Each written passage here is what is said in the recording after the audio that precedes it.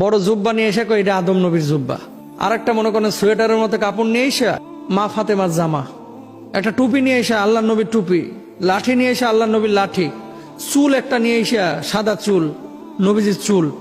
দেখেন আমি তুরস্কের তোপকাপি মিউজিয়াম, যেখানে আল্লাহ রাসূলের সাল্লাল্লাহু আলাইহি ওয়াসাল্লামের অথেন্টিক দাড়ি, তারপরে লাঠি যেখানে আছে, আলী রাদিয়াল্লাহু তাআলা আনহুর তরবারি যেখানে আছে, নিজে দেখে এসেছি। আমি রীতিমতো অবাক হয়েছে। তুরস্কেরটা অথেন্টিক, কারণ এই যে অটোমান সালতানাত, ওসমানী শাসন আমলে এরা এখানে নিয়ে গেছিল। তখন তো সৌদি আরব শাসন করতো তারা, এই আরব বিশ্ব, তখন নিয়ে চলে গেছে এরা।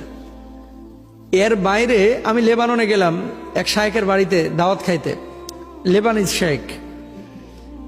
ওমা একটা বাটি নিয়ে আসছেন, নিয়ে আসার পরে বলতেছেন এখানে আল্লাহ নবীর একটা চুল আছে।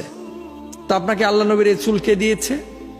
সৌদি আরবের কে নাকি ওনাকে দিয়েছে।